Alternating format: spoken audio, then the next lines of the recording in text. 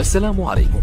لا تنسوا الاعجاب بالفيديو والاشتراك في القناة تشجيعا لنا لنستمر بنشر المزيد إن شاء الله.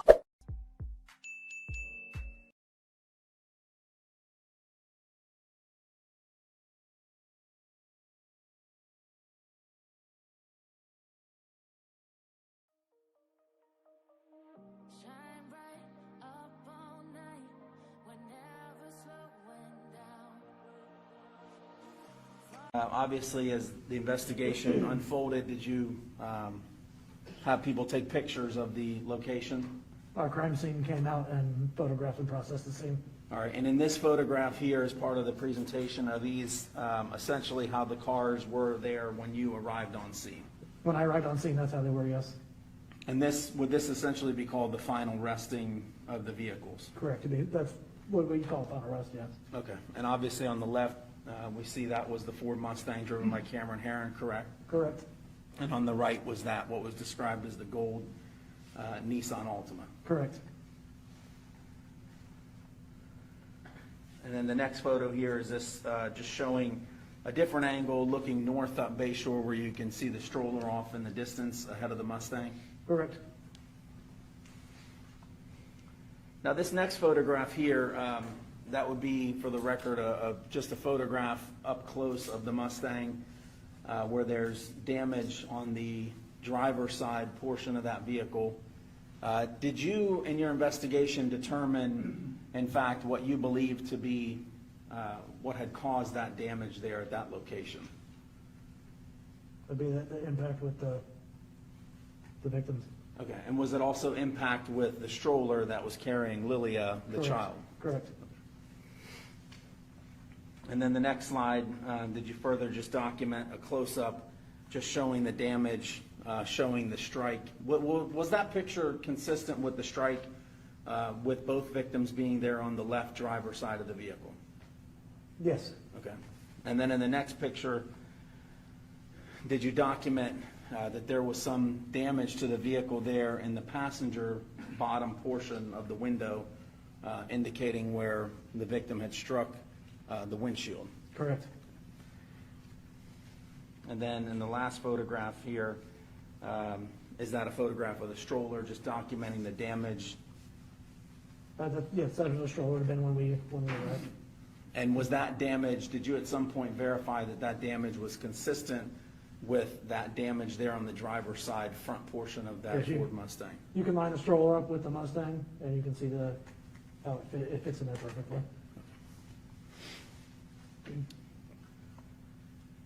In this next slide, at some point did you observe video surveillance that was retrieved that was taken right near where the crash had occurred? Yes, I did. All right, and then did someone from Tampa Police Department eventually try to enhance or zoom in on that portion that we're seeing there in between the trees? I did. One of our forensic techs.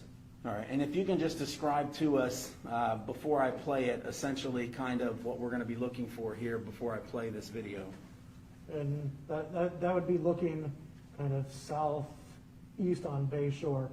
So northbound lanes are going to be, where your green box is, you're going to see, that's after the crash. Come through that green box area there, and the two cars will.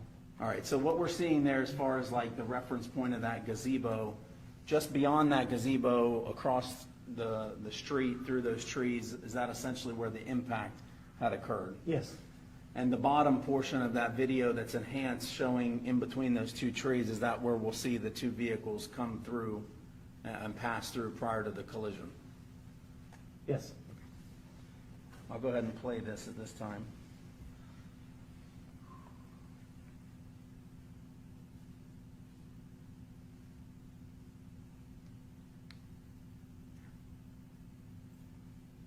Now what we just saw it there, I'll play it again, but I just paused it there. Is that first vehicle that we see in that bottom enhanced portion, is that the Ford Mustang just prior to the collision? It is.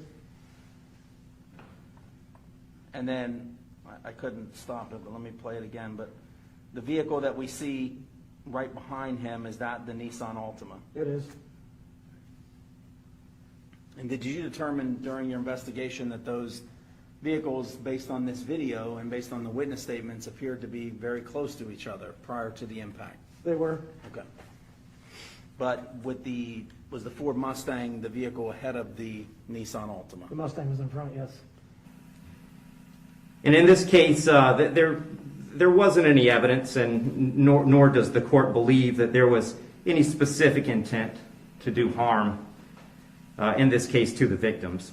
But there was intent to drive at an egregious speed, 102 miles an hour, regardless of the consequences and regardless of who that ended up harming. And then the second part of that, the second component, is the harm caused. And in this case, it's just impossible to have greater harm than the harm that occurred in this case, which was the loss of a mother, loss of a baby, and really the loss of a family as it existed when this occurred.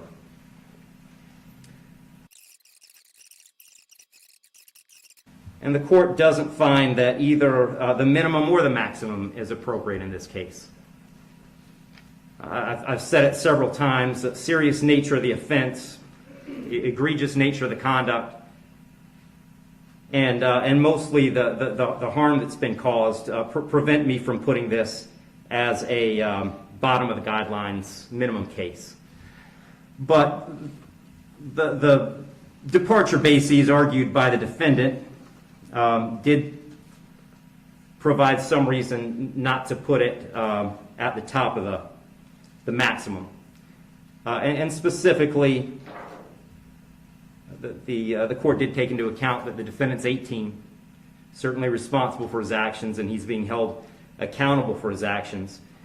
But the age of 18, the court finds is a mitigating factor, and shouldn't put this at a maximum. Also, the complete lack of prior criminal history is something that the court considered as preventing this from being at the top. So having said all that, the court is going really toward the middle between the minimum under the guidelines and the maximum punishment permitted under Florida state law. So on count one,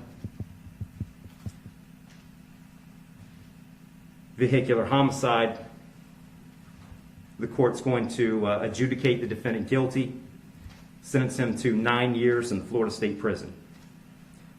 On count two, same charge, court will adjudicate the defendant guilty, sentence him to 15 years Florida State Prison, and that'll run consecutive to count one, for a total of 24 years Florida State Prison. Count three is a misdemeanor, unlawful racing on a highway, so the court will adjudicate the defendant guilty, sentence him to time served. Give credit for time served, I believe, 2 days. Court will impose mandatory court costs. Mr. Heron, you have given up the right to appeal the determination of your guilt or innocence.